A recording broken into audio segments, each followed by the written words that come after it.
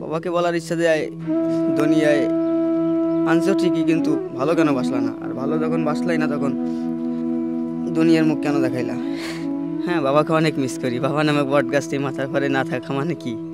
আমি দাঁড়িয়ে আছি সাইফুলের সাথে, যার 5 বছর বয়সে তার বাবা তাদের ছেড়ে যায় এবং 10 বছর বয়সে সাইফুল তার পরিবারের দায়িত্ব ঘাড়ে তুলে নেয়।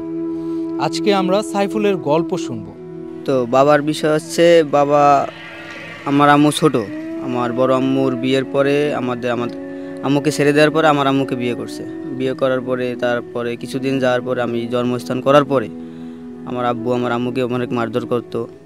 একবার বাড়ি নিয়ে যেত, একবার আবার আমাদেরকে বের করে দিত বাড়ি থেকে।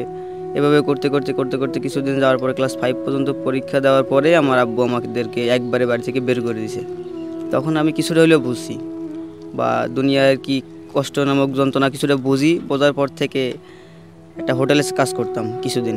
হোটেলে কাজ করার পরে সেখান থেকে আম্মুরে নিয়ে আমি এই খুলনায় থাকি। ওই হোটেল থেকে এখানে ওখানে টুকটাক করে কাজকাম করতাম, আম্মুরে দেখাশোনা করতাম। আস্তে আস্তে আস্তে আস্তে করে নিজেদের মতো খুলনা থাকি। আব্বু আব্বুর মতো থাকে। আব্বু আমাদের কোনো খোঁজখবর নেয় না। সে তার বড় বউ অর্থাৎ আমার বড় আম্মুকে নিয়ে থাকে। আমরা আমাদের মতো আসি। বেশ কিছুদিন হয়ে গেছে আব্বুর সাথে কোনো যোগাযোগ নেই। টানা সপ্তমবারের মতো বেস্ট টিস্যু পেপার ব্র্যান্ড হিসেবে স্বীকৃতি পেয়েছে বসুন্ধরা টিস্যু। আমি আমার বাবাকে সামনে পাইলে শুধু জড়ায় ধরে একটা কথাই বলতে চাইলাম, যে বাবা, আমি তোমাকে এতটা পরিমাণে ভালোবাসি যে ভালোবাসা তুমি জীবনে অনুভব তো করতে পারবে না। তোমাকে ছাড়া আমি কতটুকু মিস করি তোমাকে আমি, সেটা আমি ছাড়া কেউ জানে না। বাবার অবর্তমানে আমি আমার আম্মুকে দেখাশোনা করি, নিজেদের ফ্যামিলি দেখি। একটা ছোটোখাটো একটা নাইট ডিউটি করে একটা গ্যারেজের, সারা সজাগ থাকা লাগে। সকালবেলা 10টা 11টা পর্যন্ত ডিউটিটা পালন করা লাগে, 10টা পর্যন্ত। তারপর থেকে 12টা পর্যন্ত একটু ঘুমাই। 12টার পর থেকে রিক্সা নিয়ে বেরোই, রাত্রে 8 9টা 10টা পর্যন্ত রিক্সা চালাই আবার আমার গন্তব্যস্থানে অর্থাৎ আমার চাকরির চলে যাওয়া লাগে 10টার পরে। এভাবে দিয়েই আর কি টুকটাক করে আসি। আব্বু নেই, আব্বু না থাকাতে তো নিজের ফ্যামিলি, আম্মুকে পরিচালনা ভালো করতে হবে। আম্মুকে অনেক ভালোবাসি। আম্মু ছাড়া দুনিয়া আমার আর কি আছে? জি, আম্মু আমাকে অনেক ভালোবাসে। আম্মু আমাকে এক বিন্দু এক ছাড়া একক তো মানে পাশে না পেলে, একক তো ভাত না খেতে গেলে সে খায় না। আমি আগে খাবো, তারপরে সে খাবে। 440 লাইনের কারেন্টে শর্ট খেয়ে আমি অজ্ঞান ছিলাম প্রায় 36 ঘন্টার উপরে। তখন জানি না যে ওই 36 ঘন্টা আমার আম্মু কীভাবে কাটাইছে। আল্লাহ ফাকতে জানে আর সে জানে। তো আমি হুঁশ ফেরার পরে আমি আমার পাশে পাইছি। আমি আবার একবার বলতে চাই, যেদিন আমি সফলতার মুখ চোখে দেখবো বা আল্লাহ আমাকে দিবে, তখন আমি আর একবার বলবো যে আম্মু, আমি তোমাকে অনেক ভালোবাসি। সে বাবার প্রতি একটাই মেসেজ, যে বাবা, আমি তোমাকে অনেক ভালোবাসি। আর আল্লাহ তারা যে ব্যবস্থায় আছে, যেখানেই আছে, আল্লাহ তার জন্য সুখী রাখে, সুস্থ রাখে, এই কামনাই করি। বর্তমান পরিস্থিতি হিসাবে আমাদের ফ্যামিলির অবস্থা খুবই খারাপ। আব্বু নেই, আমি, আমার আম্মু আর আমার খালাম্মা, তিনজন নিয়ে একটা ছোট একটা পরিবার আছি।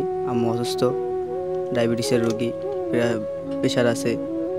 নিজে একটা ছোটোখাটো একটা চাকরি করি নাইট ডিউটির, প্লাস পাশাপাশি রিক্সা চালাই। টুকটাক করে আমাদের সংসার চলে। খুব অভাবের ভিতরেও যায়, আবার সুখেও যায়।